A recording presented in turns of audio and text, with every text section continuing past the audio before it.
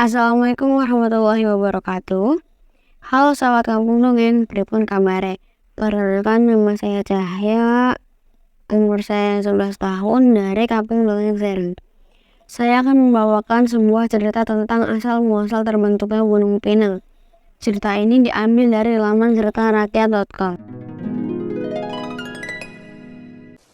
Pada zaman dahulu kala, di sebuah pesisir pantai kota Banten, hiduplah seorang ibu dengan anak laki-lakinya. Anak laki-laki itu bernama Dampu Awang. Meskipun kehidupan mereka sangat miskin, Dampu Awang memiliki cita-cita yang sangat tinggi. Ia ingin sekali menjadi seorang saudagar kaya raya. Tetapi, cita-cita tersebut sangat sulit untuk diraihnya. Jangankan untuk menjadi saudagar kaya raya, pekerjaan yang tetap saja ia tidak punya. Suatu hari, ada sebuah kapal layar berlabuh milik saudagar kaya raya bernama Teguh Abu Matsyah. Saudagar kaya itu akan berdagang di Banten. Melihat kapal saudagar kaya raya itu, timbul sebuah keinginan untuk bekerja di sana sebagai awak kapal. Ia segera kembali ke rumah. Ibu, di pelabuhan ada kapal seorang saudagar yang sangat kaya sedang berdagang di sini. Aku ingin sekali bekerja di kapalnya. Jika aku beruntung, siapa tahu aku bisa menjadi saudagar kaya sepertinya, Bu. Bolehkah aku ikut berlayar dengannya? Tanya Dampu Awang. Namun ibunya langsung merarang. Tidak anakku, kau tidak boleh ikut berlayar bersama saudagar kaya itu, jawab sang ibu tegas. Mengapa, Bu? Dengan cara aku bekerja di kapal tersebut, aku dapat membantu ibu untuk memenuhi kebutuhan kita. Apalagi jika suatu saat nanti aku bisa menjadi saudagar kaya. Kehidupan kita akan berubah, kata Dampu Awang. Tidak nak, ibu sangat takut jika kau sudah menjadi kaya nanti, kau pasti akan lupa dengan ibumu yang miskin ini. Namun, Dampu Awang terus saja menengeng agar diizinkan untuk pergi berlayar. Akhirnya dengan berat hati sang ibu pun mengalah. Sang ibu mengizinkan Dampu Awang untuk ikut berlayar bersama saudagar kaya itu. Tetapi sang ibu meminta Dampu Awang untuk berjanji agar ia memberikan kabar. Sebelum berangkat, sang ibu menitipkan burung kesayangan milik ayahnya.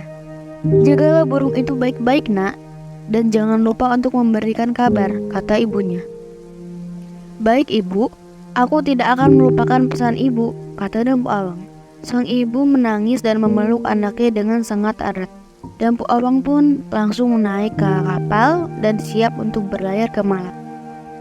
Saat di kapal, Dampu Awang dikenal sebagai pekerja yang sangat rajin. Ia selalu menjalankan perintah majikannya dengan baik. Saudagar Teguh Abu Matsyah sangat senang melihat semangat Dampu Awang. Jabatannya terus naik dan selalu memuaskan. Suatu hari, saudagar itu memanggil Dampu Awang. Ampun tuanku, ada keperluan apa tuan memanggil saya? Kata Dampu Awang. Begini Dampu Awang, aku melihat pekerjaanmu ini sangat baik selama kau bekerja di sini.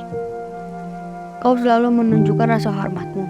Aku sangat ingin menjodohkan kamu dengan putriku, Siti Nurhasanah. Bagaimana, apakah kau mau menikah dengannya? Ujar Teguh Abu Matsyah. Dampu Awang sangat terkejut mendengar apa yang dikatakan majikannya tersebut. Ia pun sangat senang. Tentu saja saya bersedia tuan, jawab Dampu Awang.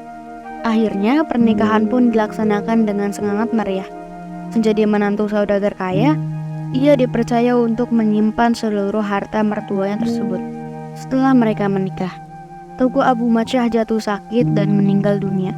Dampu Awanglah yang menggantikan posisi ayah mertuanya tersebut. Setelah menjadi saudagar kaya, ia melupakan ibunya. Ia tidak pernah lagi memberikan kabar dan terlena dengan kemewahan. Suatu hari, Dampu Awang dan istrinya berlayar ke wilayah pantai Banten. Tibalah mereka di daerah tempat tinggal Dampu Awang. Seluruh penduduk sangat terpukau melihat kemewahan kapal Dampu Awang. Para penduduk beramai-ramai datang ke pelabuhan untuk melihat kapal yang sangat mewah tersebut. Kabar tentang berlabuhnya kapal layar yang mewah itu terdengar oleh sang ibu Dampu Awang. Ia sangat yakin saudagar kaya itu adalah anak laki-lakinya. Ia pun langsung bergegas datang ke pelabuhan untuk bertemu dengan Dampu Awang. Setibanya di pelabuhan, ibu Dampu Awang melihat anaknya berdiri di pinggir kapal dan mengenakan pakaian yang sangat mewah. Selain itu, sang ibu pun melihat ada seorang wanita yang sangat cantik berdiri di sampingnya. Sang ibu sangat senang karena anaknya sekarang sudah memiliki seorang istri.